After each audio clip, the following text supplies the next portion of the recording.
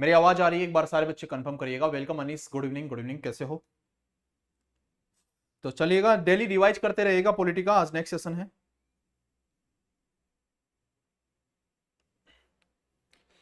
Welcome रोशनी, विशाल। Okay, मस्त। चलो, good evening.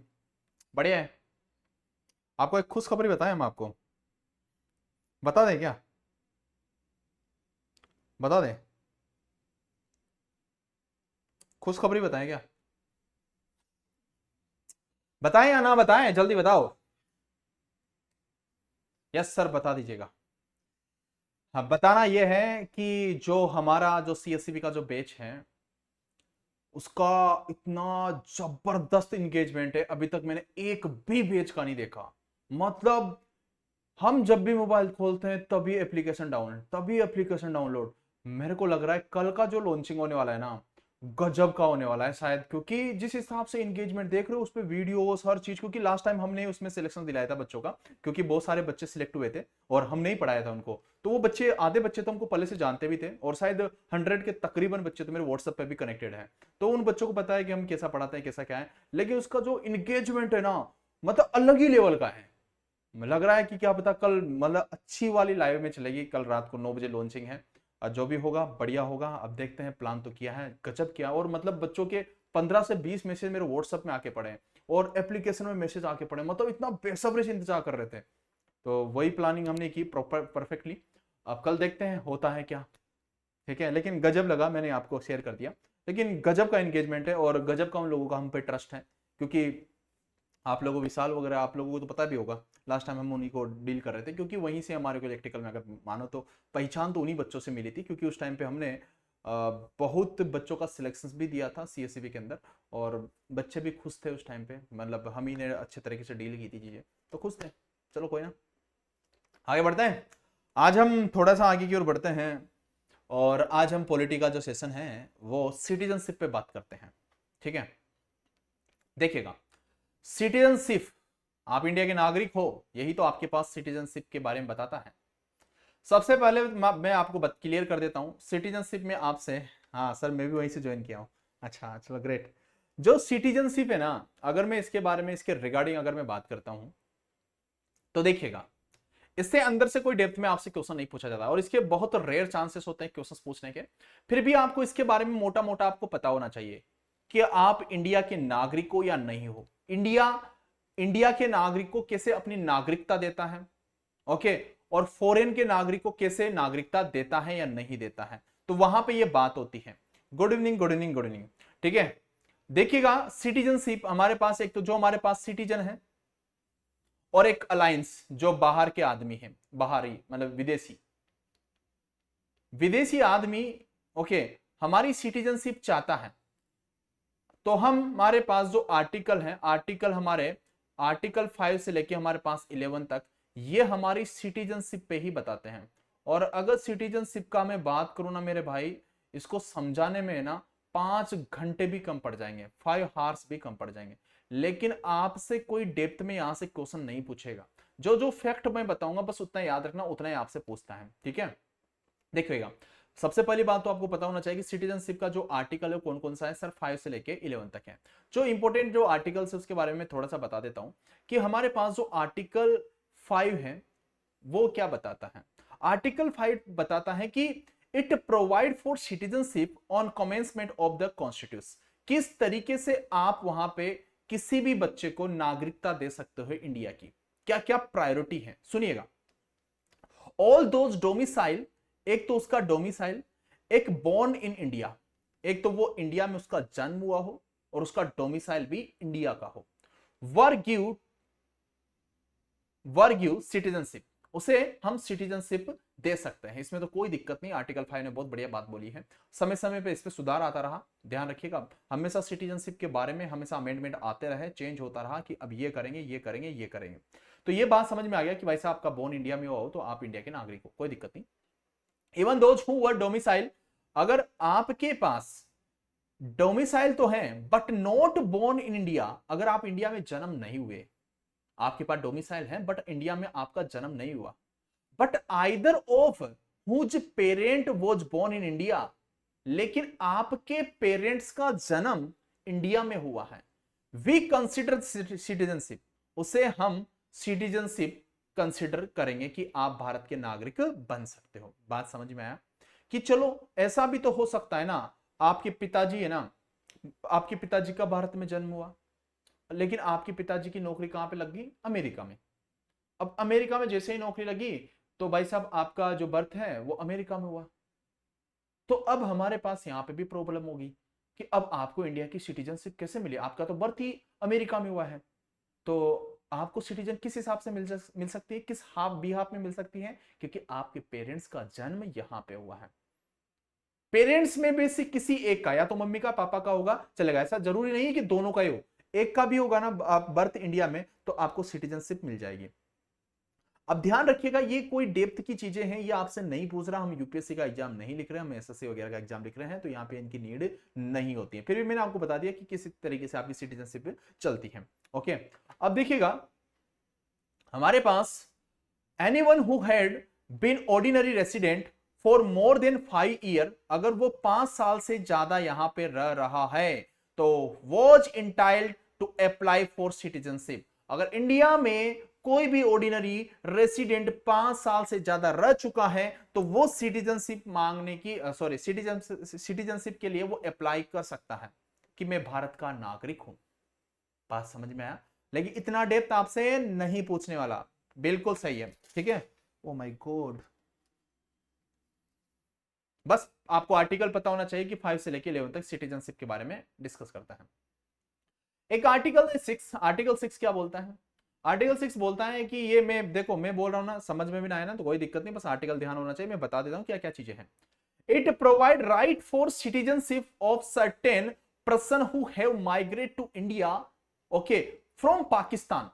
अगर कोई इंसान माइग्रेट मतलब आपके पास जो पाकिस्तान गए हैं और पाकिस्तान से आ जाता है इंडिया, कोई दिक्कत नहीं, अगर वो पाकिस्तान से इंडिया आ जाता है और चाहता है कि हमको चाहिए सिटीजनशिप, तो देखिएगा कि उसके लिए क्या प्रावधान है। पाकिस्तान गए हो भाई साहब, आजादी मिली थी हमको, तो वही पाकिस्तान चले गए, लेकिन उनको रास नहीं आया, पाकिस्तान जाने के बाद उनको मजा नहीं आया। देखो ये हमारे इंडिया के थे और इंडिया हमारे पास 1947 में हमारा इंडिपेंडेंट हो गया, कोई दिक्कत नहीं। ये पाकिस्तान है, पाकिस्तान है, ओके, ये भी इसी दिन आपका इंडिपेंडेंट हो गया, कोई दिक्कत नहीं। आपको पता है कि कुछ इंसान इधर माइग्रेट करके कुछ इधर चले गए, कुछ पाकिस्तान चले गए, कुछ इंडिया आ गए, इस तरीके से हमारे पास चीजें होगी। अब क्या हुआ भाई साहब, कोई इंसान आया, ये लपड़बंगू था एक, अरे ना ना, इंसान ही था, अच्छा इंसान, ये आता है इंडिया पाकिस्तान से, पाकिस्तान में रहता था, पाकिस्तान से इंडिया आया। अब ये बोलता है इंडिया के कि भाई साहब हमको इंडिया की सिटीजनशिप दो, सिटीजनशिप दो। फिर इंडिया कंफ्यूज, पाकिस्तान कंफ्यूज कि तेरे पास तो पाकिस्तान की भी सिटीजनशिप थी, तो इंडिया भी आ रहा है वहां पे बोल रहा है कि हमारी सिटीजनशिप दो। तो उसके लिए क्या प्रावधान है? उसके लिए प्रावधान क्या है देखो, since independent was preceded by partitions and migrate, Article 6 laid down that anyone who migrate to India before 19 July 1949 would automatically become an Indian citizen if either of his parent or grandparent was born in India। इसका मतलब क्या है कि भाई साहब आप जो India आए हो ना, पहले तो हमें ये बताओ आपके फादर या आपकी मदर, इनका जन्म हमारे पास इंडिया में हुआ हो, तब तो हम सोचेंगे कि आप इंडिया के नागरिक बन सकते हो। दूसरी बात हम ये भी सोचेंगे कि आप जो इधर आए हो ना वो 19 जुलाई 1949 से पहले ही आना, अगर उसके बाद आए ना तो आपको नहीं मिलेगी, ये भी ध्यान रखिएगा। आर्टिकल आपके पास 6 बताता है कि हमारा देश चलो ठीक है 47 का इंडिपेंडेंट हो गया, लेकिन कुछ उधर चले गए, कुछ इधर चले गए, कुछ परेशान हो गए भाई साहब, 48 49 तक परेशान थे, तो उन्होंने एक डेट स्पेसिफाई करी, क्योंकि इधर से उधर हो रहे थे ना आदमी, इधर इंडिया का पाकिस्तान, पाकिस्तान का इंडिया, ऐसी चीजें चल रही थी, तो उन्होंने एक डेट फिक्स की कि भाई साहब अगर 19 जुलाई 1949 से पहले कोई इंसान वहां से इंडिया आया है, पाकिस्तान से इंडिया आया है, तो हम उसे सिटीजनशिप दे देंगे, ऑटोमेटिकली सिटीजनशिप दे देंगे। और if either of his parents और grandfather was born in India, अगर उसके पेरेंट्स इंडिया में जन्म हुए हो, किसी का भी, फादर का या मदर का, तो हम उसे सिटीजनशिप दे देंगे। क्लियरली बात, चलो बढ़िया बात है। ऐसे करके आपके अगले भी आर्टिकल्स आते हैं, लेकिन नो नीड, आपको इनको पढ़ने की जरूरत भी नहीं है। ओके, तो ऐसे करके आपके पास 5 to 11 आपके पास आर्टिकल्स शो होते हैं, ठीक है। इनसे डेप्थ में कोई क्वेश्चंस नहीं होता, बस आर्टिकल्स किसमें सिटीजनशिप आपका एक्सप्लेन किया गया है वो आपको याद होना चाहिए बस, ठीक है। अब देखिएगा, हमारे पास एक्विशंस एंड डिटर्मिनेशंस ऑफ इंडियन सिटीजनशिप। हमारे पास इंडिया का सिटीजनशिप होने के लिए आपके पास किन किन चीजों की जरूरत है आपके पास, देखो, और वो चीजें आपको याद होना चाहिए कि हमारे पास देयर आर 4 वे, 4 वे हैं इन विच इंडियन सिटीजनशिप के कितने वे हैं, 4 वे। 4 वे से आप इंडियन की सिटीजनशिप आप एक्वायर कर सकते हो, इंडिया की सिटीजनशिप बन सकते हो। बाय बर्थ, एक तो आपका जन्म हुआ हो इंडिया में। बाय डिसेंट, डिसेंट मतलब आपके फादर या मदर का किसी का हुआ हो। Okay, bye registration, bye registration मतलब आपने इंडिया में पहले रजिस्ट्रेशन कर रखा हो, यहाँ पर आपका नामांकन हो उसके बेस पे। एंड नेचुरलाइजेशन, ओके, इसके बारे में भी अपन अभी बात करेंगे। Naturalisation, the provision are listed under the citizenship under under 19 sorry under act 1955। इसके थ्रू हम सिटीजन का प्रावधान देते हैं। अब ये चारों क्या है, चारों के बारे में मैं एक एक पॉइंट आपको एक्सप्लेन करता हूं कि ये चारों चीजें आपको याद होना चाहिए, bye decent, by birth, by registration, bye naturalisation. ये चीजें आपको पता होगी कि इस तरीके से आप इंडिया का सिटीजनशिप आप एक्वायर कर सकते हो, बन सकते हो। देखिएगा, बाय बर्थ, सबसे पहले बर्थ के बारे में मैंने बता ही दिया कि every person born in India और after 26 July, okay sorry 26 January 1950 but before 1/7/1987 is an Indian citizenship irrespective of nationality, okay, of his parents, okay, every person born in India between 1/7/1987 to 2004 is a citizenship of India given either of give, अब देखो ये पूरी बहुत बड़ी line है, मैं आपको short में बता देता हूँ, ठीक है। बाय बर्थ, देखो ये बाय बर्थ की भी डेटें बाद में चेंज होती रही, ओके, कि हमारे पास किस बर्थ से पहले का आपके पास इंडिया में उसका किस डेट से पहले उसका बर्थ होना चाहिए था कि वो इंडिया की सिटीजनशिप ले सके। तो यहाँ पे उन्होंने डेट बताया कि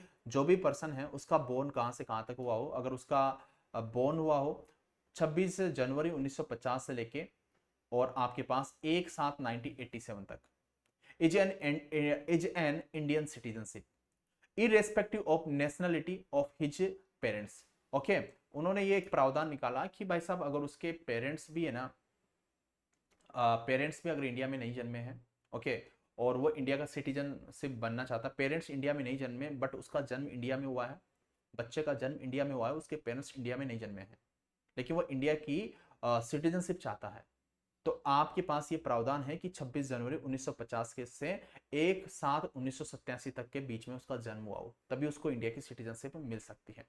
बात समझ में आ गया।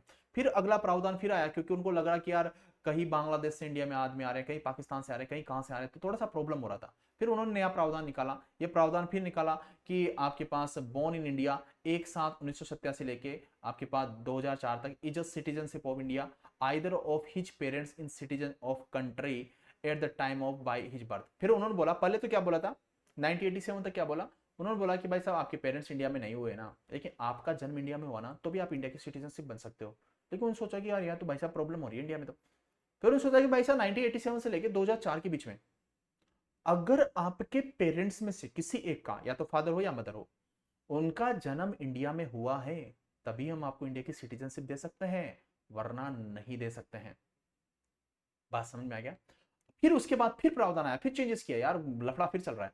Every person born in India on after 3/12/2004, जो आपके पास 3/12/2004 के बाद इंडिया की सिटीजनशिप लेना चाहता है और इसके बाद उसका बोर्न हुआ है, तो of country given both his parents are Indian और list one parents is a citizenship and not illegal migrate at the time of birth by registration citizenship can be acquire. इन्होंने बोला कि पहली बात तो ये सुनिएगा, आपका है ना 2004 के बाद ये अप्लाई हुआ कि भाई साहब आपके पिताजी या मदर का जन्म इंडिया में हुआ हो, लेकिन वो माइग्रेट नहीं होना चाहिए, क्योंकि वो बांग्लादेशी नहीं होना चाहिए, वो आपके पाकिस्तानी नहीं होना चाहिए। आप तो बोलोगे वो हमारे पेरेंट्स थे, और फिर बोल रहे हो कि हमको सिटीजनशिप दो, हमारी इंडिया में जन्म हुआ है। पहले तो ये देखो कि आपके पिता और मदर दोनों में से कोई भी एक, वो माइग्रेट नहीं होना चाहिए। अगर माइग्रेट हो, माइग्रेट मतलब क्या, बांग्लादेश और पाकिस्तान, ओके, इनमें से नहीं होना चाहिए। अगर माइग्रेट निकला तो नहीं देंगे भैया, ध्यान रखना 2004 के बाद क्या प्रावधान है। तो ये सारी चीजें आपको करने की जरूरत नहीं है, बस याद रखो by birth, by registration, bye decent और बाय नेचुरलाइजेशन, बस इतना याद रखना। ये पूरी डेप्थ जाने में तो बहुत डेप्थ चले जाएंगे, कोई जरूरत भी नहीं है। बाय रजिस्ट्रेशन की बात करें, बाय रजिस्ट्रेशन मैंने बोला ना आपके पास, some of mandatory rule, a person of Indian origin who has been resident of India for 7 year before apply for registration. समझ में आया? सबसे पहले तो आदमी भाई साहब 7 साल तक इंडिया में रहो, उसके बाद ही वो रजिस्ट्रेशन के लिए अप्लाई कर सकता है। बात समझ में आया? देखो, a person Indian origin who resident of any country outside India, a person who married to an Indian citizenship and ordinary residence 7 year before applying for the registration, minor children and persons who be citizen for India by descent, ये by descent का यहां से आता है, okay. यहां तक बात समझ में आया? यहां तक ये है कि भाई साहब बाई रजिस्ट्रेशन के थ्रू क्या है कि आपके पास पहले आपको अगर इंडिया की सिटीजनशिप चाहिए तो आपका 7 साल तक इंडिया में रहना जरूरी है, नहीं तो आपको सिटीजनशिप नहीं मिलेगा। तो बाई रजिस्ट्रेशन ये चीज भी आपकी देखी जाती है। बाई डिसेंट की बात करते हैं, बाई डिसेंट मतलब आपके पेरेंट्स का जन्म इंडिया में हुआ हो तभी आपको सिटीजनशिप मिलेगी, तो बाई डिसेंट भी हो गया। By naturalisation, a person can be acquire citizenship by naturalisation if he and still ordinary resident of India for 12 year throughout 12 month preceding date of applications and 11 month and fulfill all qualifications in the third schedule of Citizenship Act. The act does not provide for dual citizen or dual nationality. It allows citizenship for a person listed under the provision above by birth, descent and registrations and naturalizations. Okay? इन्होंने बोला कि भाई साहब आपके पास अगर मोटा मोटा मैं बात करूं कि सर आपके पास कोई भी पर्सन एक्वायर करना चाहता है इंडिया की सिटीजनशिप बाय नेचुरलाइजेशन, का मतलब क्या है, if he and see ordinary resident of India 12 year and fulfil all qualification in third schedule. जो हमारा थर्ड शेड्यूल है, बोला था ना हमारा 12 शेड्यूल है, 12 शेड्यूल के अंदर जो थर्ड शेड्यूल में हमने जो चीजें रख रखी है, जो हमने बातें रखी है, अगर आप उनकी चीजों को क्वालिफाइड करते हो, अगर उनमें सेटिस्फाइड हो, हाँ बिल्कुल ये बातें हैं और ये आपके पास सारी चीजें अवेलेबल है, तो आप बाय द नेचुरलाइजेशन के थ्रू आप अप्रूव हो चुके हो, आप इंडिया की सिटीजनशिप पा सकते हो। लेकिन फिर बोल रहा हूं इतना डेप्थ की आपको जरूरत नहीं है, बस याद होना चाहिए by birth, by registration, bye decent और बाय नेचुरलाइजेशन के थ्रू आप सिटीजनशिप पा सकते हो इंडिया की। क्लियर? आगे बढ़ो, चलो अब देखो, ये हमारे पास अगला पॉइंट स्टार्ट हो जाता है और वो हमारी सिटीजनशिप हमारी खत्म होती है वहीं पे। अब ये बताओ यूनियन एंड इट्स टेरिटरी, आप ये बताओ यूनियन टेरिटरी कितनी है, एक बार मुझे बताना इंडिया में, अभी बताना, कोई बताएगा मुझे, एक बार मुझे बताइएगा कि यूनियन टेरिटरी कितनी है इंडिया में और स्टेट कितने हैं। स्टेट बताना भैया, स्टेट कितने हैं और यूनियन टेरिटरी कितनी है, फटाफट जल्दी बताओ। प्रेजेंट टाइम में हमारे स्टेट कितने हैं और यूनियन टेरिटरी कितनी है, फटाफट से फटाफट फटाफट बताइए जल्दी जल्दी।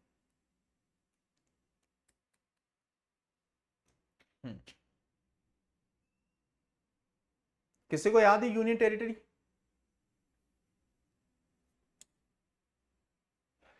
यस, बिल्कुल अभी है मेरे भाई, पहले नहीं थी। पहले कितनी थी यूनियन टेरिटरी? अभी हमारे पास यूनियन टेरिटरी 8 है और 28 स्टेट है। चलो ये तो बढ़िया बात है। पहले कितनी थी भैया, पहले की बताना, पहले की बात बताना, पहले कितनी थी? ये तो अभी आपके पास प्रेजेंट में है, आपको याद रखना है। देखिए आपको देश का नॉलेज है क्या, अभी चेक कर लो, पहले कितनी थी भैया? 7 यूनियन टेरिटरी और स्टेट, स्टेट स्टेट कितने थे? स्टेट कितने थे जल्दी बताओ। 29। तो ये बताओ आपके पास कौन सा न्यू यूनियन टेरिटरी बना, न्यू यूनियन टेरिटरी बना, और कौन सा स्टेट कम हुआ, जिससे आपने बोल दिया कि 28 हो गया और ये आपके पास यूनियन टेरिटरी आपके पास 8 हो गया। कौन सा न्यू यूनियन टेरिटरी बना? सारे बच्चे फटाफट बताओ, जल्दी बताओ।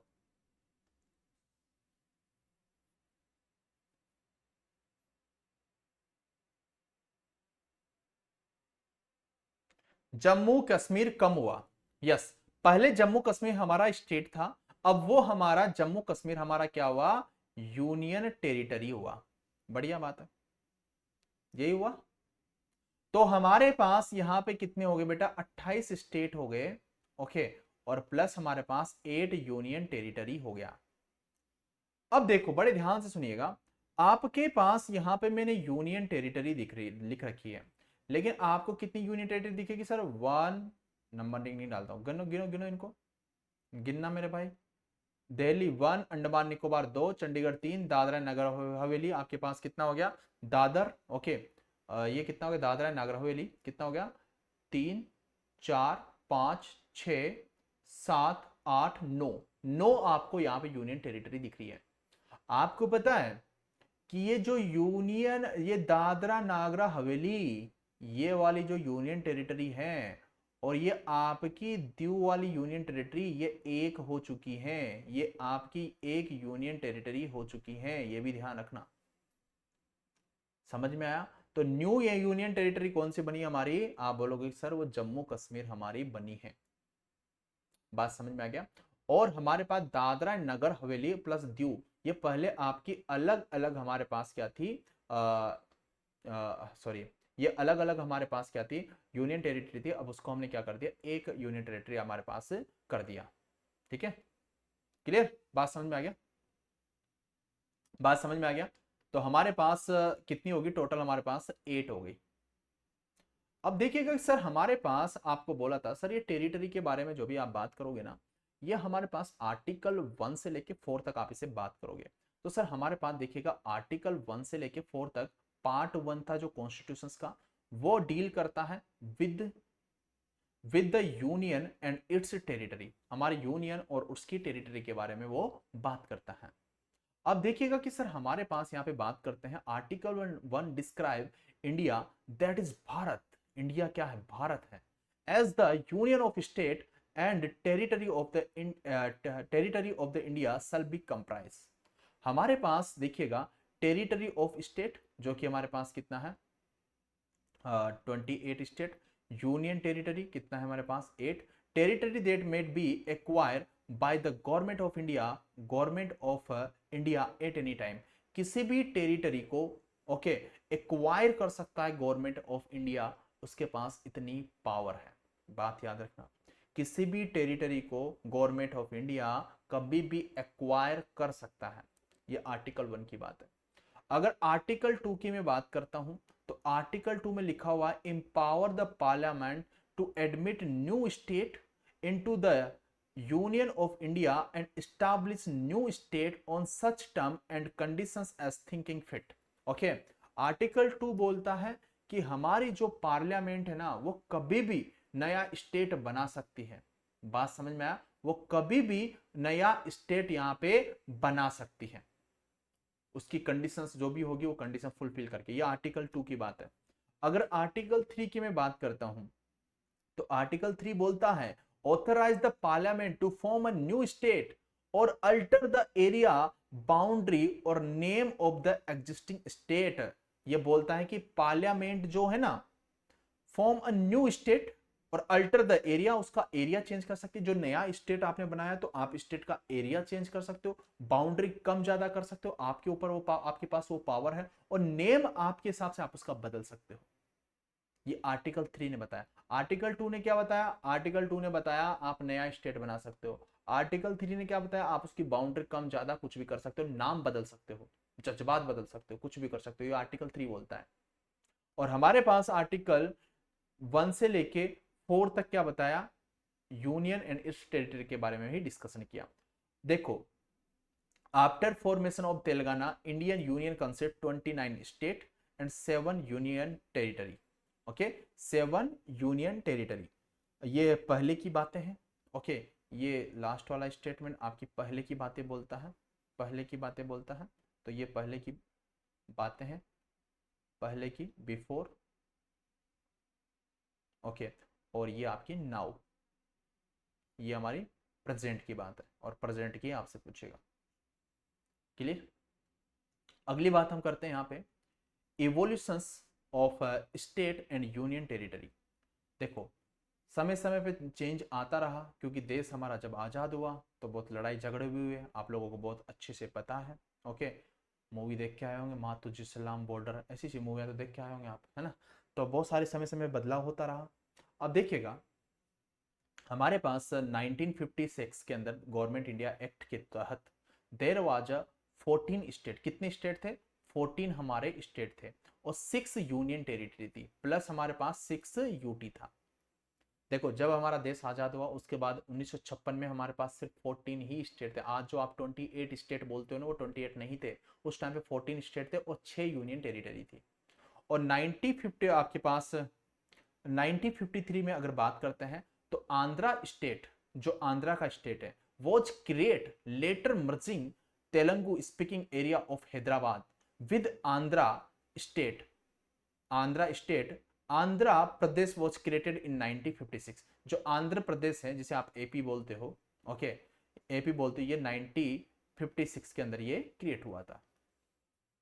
जो केरला है, देख लो अपना जो भी आपकी स्टेट का नाम आ रहा होगा, Kerala and state of Mysore Karnataka was created in 1956, ये भी आपके 1956 के अंदर ही क्रिएट हुए थे। 1960 के अंदर बॉम्बे वॉज बाइफोकेटेड इनटू गुजरात इन महाराष्ट्र।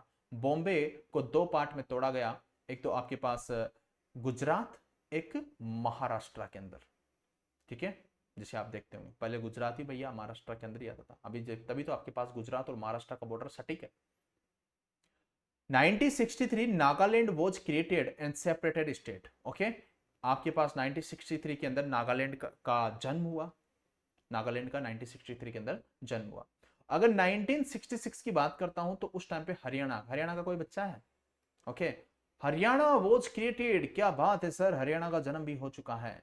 ठीक है, क्रिएटेड आउट ऑफ पंजाब। एक बार हमने हमारी मम्मी से पूछा था बचपन में कि मम्मी, ये हरियाणा का नाम हरियाणा क्यों पड़ा?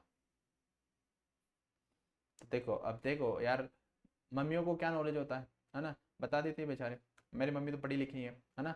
तो मम्मी ने बोला, बेटा, मम्मी को भी किसी ने बताया होगा, फिर किसी ने बताया, मम्मी को भेजे में बैठ गई, फिर मम्मी ने बताया, इसका संधि विच्छेद होता है हरि का आगमन, आगमन, हरि का आगमन।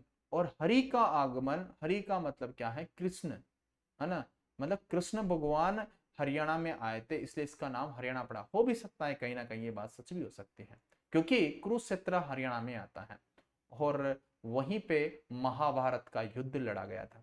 तो ये मेरी मम्मी का एक्सप्लेनेशन था, जिनसे मैंने बचपन में पूछा था और ये बताया था। ठीक है, तो इसका जन्म कब हुआ? ये 1966 के अंदर हुआ। ओके, कोई नहीं पूछने वाला आपसे कब किसका जन्म हुआ, बस थोड़ा बहुत याद रख लीजिएगा। ओके, क्रिएटेड वो Punjab and Chandigarh, Chandigarh become a union territory. Okay, Chandigarh आपकी, आपको पता है चंडीगढ़ आपके पास हरियाणा की भी राजधानी है, ओके, और पंजाब की भी राजधानी है। क्या बात है सर, दोनों स्टेट की एक ही राजधानी, इनको राजधानी मिली नहीं रही थी। 1970 में क्या हुआ? हिमाचल प्रदेश, कोई है हिमाचल प्रदेश से? Okay, the union territory of Himachal Pradesh was elevated to state of a state. Okay, अब हमारे पास जो पहले हिमाचल प्रदेश जो था, वो पहले क्या था? हमारे पास यूनियन टेरिटरी था, उसके बाद उसको स्टेट घोषित किया 1970 के अंदर। 1971 के अंदर मणिपुर हो गया, आपके पास त्रिपुरा हो गया, मेघालय हो गया, वर ग्रांटेड स्टेटहुड, इनको भी भाई साहब स्टेट बनाया गया। बहुत बढ़िया बात है, बहुत मुश्किल हुई भैया, धीरे धीरे बने ये। सिक्किम की बात करें तो Sikkim become an associated state of Indian union by 36 constitution amendment act 1975। Okay, Sikkim को भाई साहब स्टेट बनाया 36 कॉन्स्टिट्यूशन अमेंडमेंट एक्ट पास करके 1975 का। अब देखिएगा, and Sikkim become a full fledge state of Indian union. Okay, तो आपके पास सिक्किम भी आपके पास इंडिया का नया स्टेट बना। 1986 में अगर मैं बात करता हूं तो भाई साहब मिजोरम और Arunachal Pradesh came into existence, ये भी भाई साहब रोल में आ गए। गोवा जिसे आप जाते हो अभी घूमने, गोवा आया 1987 में। ओके, क्या बात है, बढ़िया बात है। गोवा को आजाद कब कराया था? चलो ये बंद तो गया, लेकिन गोवा आजाद कब हुआ था? पोर्तुगीज लास्ट में वहीं पे थे गोवा में, याद हो तो आपको। आने वाले भी सबसे पहले पोर्तुगीज, आने वाले भी सबसे बाद में पोर्तुगीज। कब हुआ था? 1962। कितना था देखिएगा। इन 2000 their new state Chhattisgarh, Uttarakhand, Jharkhand were created. 2000 में नए स्टेटों का जन्म हुआ, Chhattisgarh, Uttarakhand, Jharkhand. On 2nd June 2014, Telangana state came into existence after the reorganization of Andhra Pradesh. Now there is a 30 state and 7 union territory. ये 2014 तक ये बातें थी हमारी। बात समझ में? प्रेजेंट की बातें याद रखनी, पुरानी बातें याद नहीं रखनी। अब हमारे पास आती है fundamental rights. How many fundamental rights? कितने फंडामेंटल राइट्स हैं हमारे नागरिकों के? कितने फंडामेंटल राइट्स हैं मेरे भाई? जल्दी बताओ, जल्दी बताओ, आपके कितने फंडामेंटल राइट्स हैं? हाँ, आपके उत्तराखंड का जन्म हुआ है ना, अच्छी बात है ना। फंडामेंटल राइट्स हमारा अधिकार, ठीक है, उसकी बात करेंगे अब हम। देखिएगा सर, फंडामेंटल राइट्स की बात करते हैं कि हमारे 6 फंडामेंटल राइट्स, ठीक है, याद रखना कि हाउ मेनी फंडामेंटल राइट्स, तो आप बोलोगे सर 6 फंडामेंटल राइट्स है, जो कि हमारे सिटीजनशिप, जो हमारे सिटीजन हैं उनको दिए जाते हैं कि आपके ये राइट्स है बेटा, ये इन भावनाओं की और इन बातों की कदर करना है, मानना है, नहीं तो जेल में जाओगे, पिसोगे, चक्की पिसोगे, ठीक है। ये राइट्स है, आप इनका भरपूर आप यूज कर सकते हो। ओके, हम, अच्छा, आप काउंट ही नहीं होते, आप कहाँ से हो? अच्छा, उत्तराखंड नहीं सर? ओके, अच्छा, मतलब आप वो हो नील टप्पे, उसको क्या बोलते हैं, बीच वाले। हमारे मास्टर जी थे एक, पढ़ाते थे हमको, ऐसे थे कि एक बच्चा यहाँ पे था और एक बच्चा यहाँ पे था, एक बच्चा यहाँ पे था, पता है आपको? पता नहीं, समथिंग आपने भी सुना होगा, ये टीचर थे और वो पढ़ा रहे थे, पढ़ाते पढ़ाते पढ़ाते मतलब ऐसी बात हुई कि आप कहाँ वाले हो? सर हम बीच वाले हैं, बीच वाले, ठीक है। फिर वो सोचे कि सर बीच वाले कौन से जेंडर होते हैं? तो सर एक तो गर्ल्स होती है, एक मेल होता है, अब ये बीच वाले कौन से जेंडर होते हैं, आप समझ जाए कौन है? तो आप वहाँ से काउंट तो नहीं हो रहे? चलो छोड़ो, ये मास्टर जी थे, एक बार आया था क्लास में, छोड़ो, अब वो पूरी बात थी, वो तो अलग हो जाती है, अलग वे में, सॉरी। फंडामेंटल राइट्स की हम बात करते हैं। Fundamental rights are the right, ये हमारा अधिकार है, राइट्स मतलब अधिकार, ठीक है, दिस अधिकार, ठीक है। देखिएगा, fundamental rights are the right which are available to every citizen of a country. It is guaranteed by the constitution to all person without any discrimination. आपके पास आपके फंडामेंटल राइट्स दिए गए हैं, ओके, इससे आपको कोई नहीं हिला सकता। आप कोर्ट में जा सकते हो कि भाई साहब मेरे फंडामेंटल राइट्स वॉयलेट हो रहे हैं, ये मेरा फंडामेंटल राइट्स है, कोर्ट भी आपको कुछ नहीं बोल सकता, ठीक है। आपके अगर फंडामेंटल राइट्स वॉयलेट होते हैं तो आप कोर्ट में जाके केस कर सकते हो, ठीक है। तो लेकिन उसी के दरिये में रहना, उससे बाहर नहीं जाना है, ओके। ये हमारी बात समझ में आ गई। अब देखिएगा, जो आपको पता है फंडामेंटल राइट्स जो हैं वो कहाँ से कहाँ तक डिस्क्राइब किए थे, कल ही बताया था हमने कि आर्टिकल 12 से लेके 35 के बीच में आर्टिकल्स हमारे पार्ट 3 ऑफ कॉन्स्टिट्यूशन में एक्सप्लेन किए गए थे, बताया था। इसके बाद आपका डीपीएसपी आ गया था। सर देखिएगा, आपको पता है सर, मैंने कल भी ये बात बोली थी कि सर 12 से लेके 35 तक हमारे आर्टिकल है, बिल्कुल सही बोल रहे हो, ये फंडामेंटल राइट्स है हमारे। लेकिन उसके बीच में आपको पता 31 भी तो आता है, और वो 31 आपका फंडामेंटल राइट्स नहीं है। पहले फंडामेंटल राइट्स 7 थे, उसको हटा दिया, अब 6 हो गए। अब सर ये 31 जो है ये हमारे हटा दिया गया है। सर देखो, राइट टू प्रॉपर्टी, कल भी बोला था ना, right to property article 31 was deleted from the listed of fundamental rights by the 44th Amendment Act okay, 44th amendment act 1978 पास किया गया, उसके थ्रू राइट टू प्रॉपर्टी का आर्टिकल 31 हटा दिया गया और इसकी जगह पे एक नया आर्टिकल बनाया गया, उसकी जगह पे आर्टिकल 300A बनाया गया। In part 12 of the constitution now total fundamental rights are 6।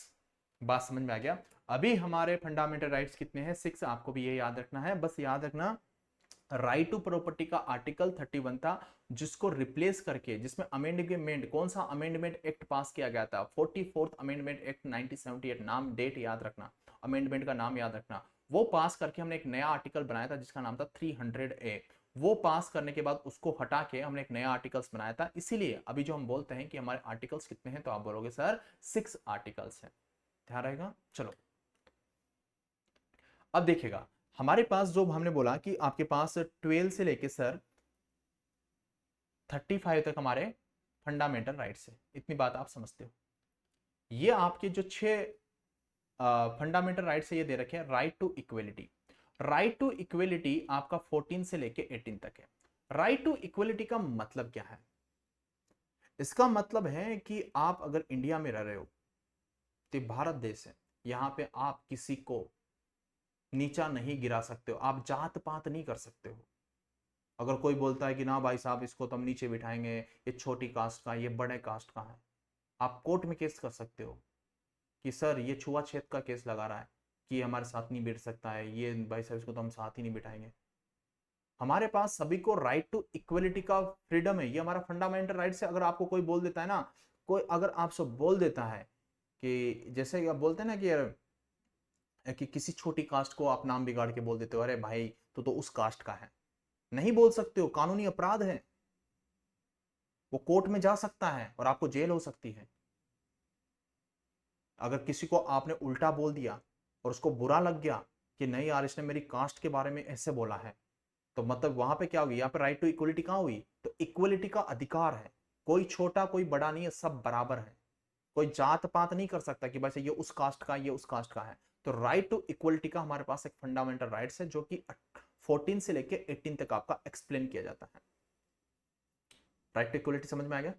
Okay, जात पात नहीं कर सकते भैया, जात पात। ठीक है, चलो दूसरा हमारे पास राइट टू फ्रीडम। हमारे पास 19 से लेके 22 तक हमारे पास राइट टू फ्रीडम का हमारे पास ये आर्टिकल्स है। ये हमारे पास बताता है फ्रीडम। फ्रीडम ये है कि आप पब्लिकली कहीं पे भी आप अपने स्पीच दे सकते हो। ओके, बस कुछ चीजों की ध्यान रखना पड़ता है, जैसे कि आपको जैसे जो हंगामा करना है, कलेक्टर के ऑफिस के सामने हंगामा करना है, आप बोल सकते हो ना, आपके पास फ्रीडम है इस चीज का, स्वतंत्र तो आप इस देश के अंदर, आप वहां पे जाके आप बोल सकते हो, आप वहां पे भूख हड़ताल कर सकते हो, ये फ्रीडम है। बस कुछ फंडामेंटल राइट्स होते हैं वो वॉयलेट नहीं होना चाहिए, पब्लिक परेशान नहीं होनी चाहिए आपके कारण। आप वहां पे रोड पे भाई साहब खड़े हो जाओ, पूरी रोड को जाम कर दो, वहां से पब्लिक नहीं निकल रही होगी, और पब्लिक नहीं निकल रही होगी तो वहां पे चक्का जाम लग गया होगा, फिर पुलिस एक्शन लेना पड़ेगा, फिर आपकी पिंदाई होगी। तो वैसा काम मत करना। ओके, समझ में आ गया? तो भाई साहब आपको अगर हड़ताल भी करनी है कलेक्टर ऑफिस में या कहीं पे भी करनी है, तो सोच समझ के करिएगा। फंडामेंटल राइट्स क्योंकि हर इंसान का फंडामेंटल राइट्स है, उसका वॉयलेट नहीं होना चाहिए। भाई साहब वो बोलेगा भाई साहब हमको परेशानी हो रही है, बंदे परेशान नहीं होना चाहिए। आपको हड़ताल करनी है हड़ताल करो, आपको फ्रीडम, आपको जो बोलना है बोलो, आपके पास ये फंडामेंटल राइट्स है, आपका कुछ नहीं हो सकता। लेकिन अगर आपने पब्लिक के फंडामेंटल राइट्स को तोड़ा, अगर रोड पे आपने आप जंतर मंतर में खड़े हो गए दिल्ली में और आपने रोड पे जाम लगा दिया, नहीं भाई साहब किसी को नहीं निकलने देंगे, पब्लिक परेशान, तो पुलिस क्या करेगी? लाठी चार्ज करेगी, फिर आपकी पिंदाई होगी। तो वो काम मत करना। नहीं तो आपके पास राइट टू फ्रीडम है, आप फ्रीडम से आप बोल सकते हो। क्लियर? चलेगा। अगली बात, right to against exploitation. Exploitation क्या होता है? एक्सप्लॉइटेशन अगर मैं आपको बताऊं, जैसे कि हम तो सभी एक सक्षम परिवार से हैं, लेकिन कहीं ऐसे भी परिवार हैं, बहुत बेचारे, बहुत क्या बताएं, जहाँ पे लड़कियों का एक्सप्लॉइटेशन होता है। लड़कियां इधर से इधर के बाजार में बिकती हैं, आपको भी पता भी नहीं, बॉम्बे जैसी बड़ी बड़ी सिटियां, दिल्ली जैसी बड़ी बड़ी सिटियां हैं, इनमें ऐसा होता है। मतलब नेपाल से लड़कियां लाई जाती है, लड़कियों का, छोटे छोटे बच्चों का एक्सप्लॉइटेशन, वहां से इधर, फिर इधर से उधर, दिल्ली से बॉम्बे, बॉम्बे से उधर। तो ये हमारे पास ये एक्सप्लॉइटेशन नहीं होना चाहिए, उसके अगेंस्ट में ये हमारा अधिकार है। ये हमारे पास किसके अंदर आते हैं? 23 से लेकर 24 के बीच में आते हैं। बात समझ में आ गया? जो एक्सप्लॉइटेशन होता है आपको समझ ही गए होंगे। Clear? Right to right to freedom, ये सारे आर्टिकल्स, सॉरी फंडामेंटल राइट्स आपको याद होना चाहिए। Right to freedom of religions, okay. Religions जो हमारे धर्म के बारे में बात की गई है, वो आपके पास आर्टिकल 25 से लेकर 28 के बीच में बात की गई है। देखो यहाँ पे इंडिया में बहुत सारे धर्म हैं, क्रिश्चियन हैं और हिंदू हैं, अपने मुस्लिम हैं, बहुत सारे धर्म हैं। अगर इतने सारे धर्म हैं तो आपको पता है कि हर धर्म के पास अपना अपना फ्रीडम ऑफ राइट्स, रिलीजन्स का राइट्स है, उनके पास अधिकार है। तो आपको मतलब होता है कि आपके पास रिलीजन्स के बारे में आप ये से नहीं कर सकते, मेरी बात समझना। बागेश्वर बाबा को तो आप जानते होंगे, बागेश्वर धाम वाले को जानते हो ना? तो भागेश्वर वाला जो भागेश्वर वाले जो बाबा हैं, वो कभी भी किसी पब्लिक को ना यूं नहीं बोल सकते कि आप हमारे धर्म में कन्वर्ट हो जाओ, आप मुस्लिम हो, आप हिंदू में कन्वर्ट हो जाओ। गलत है। आप रिलीजन्स के अंदर आप नहीं कर सकते हो, ये कन्वर्जन नहीं कर सकते हो आप। जो भी होगा अपनी मर्जी से होगा। हिंदू को मुस्लिम में जाना होगा अपनी मर्जी से होगा, मुस्लिम को हिंदू में होना होगा वो अपनी मर्जी से होगा। लेकिन आप ये नहीं बोल सकते हो कि नहीं आप हमारे धर्म में कन्वर्ट हो जाओ। ठीक है, ये ध्यान रखिएगा। तो ये आपके पास right to freedom of religions के अंदर आता है, 25 से लेकर 28 तक।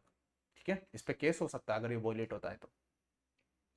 हमारे पास फिफ्थ के अंदर आता है कल्चरल एंड एजुकेशन राइट।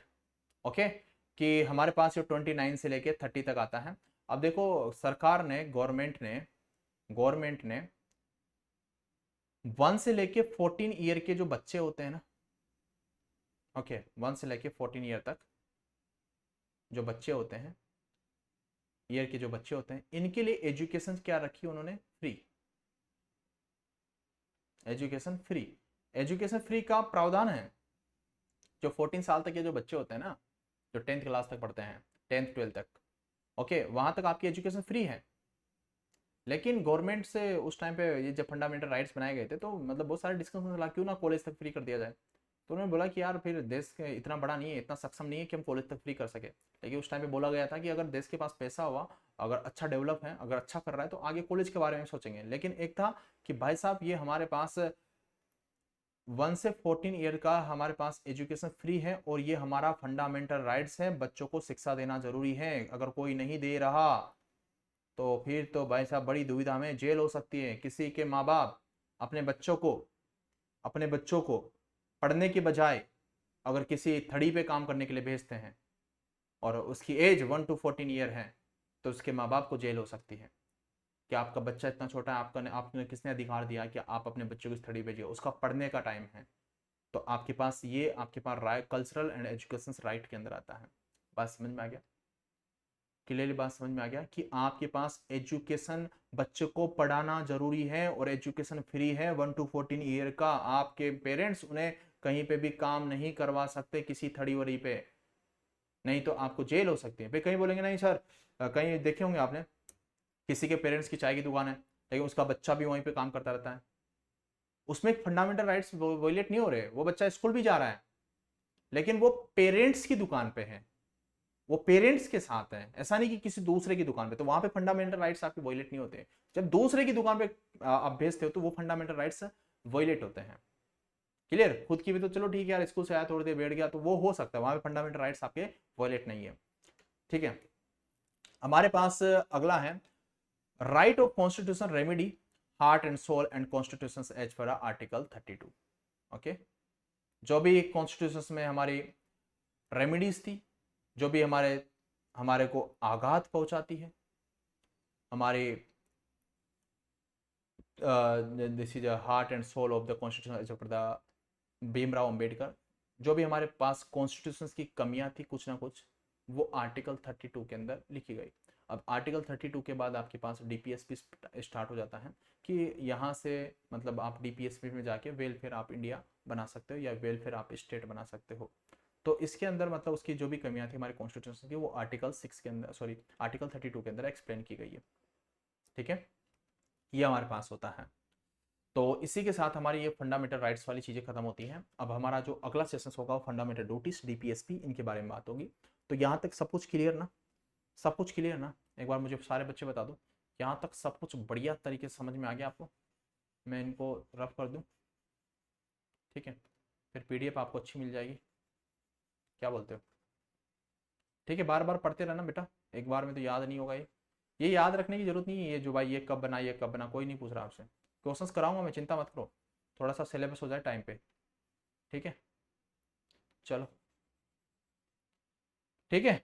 तो मैं सेशन को यहीं पे एंड अप करता हूँ, मिलते हैं। बार बार रिवीजन करते रहिएगा मेरे भाई। ओके, देखो कई टीचर्स बोलते हैं ना 100/100 मार्क्स, देखते होंगे ना बहुत सारों के थंबनेल देखते होंगे, तो यार 100/100 कैसे आ जाएगा यार? आप खुद सोचिए, उनसे टीचर से बोलिएगा आप ला के बताइए सर 100/100 पॉसिबल ही नहीं है ना यार, 100/100 कैसे आ जाएगा?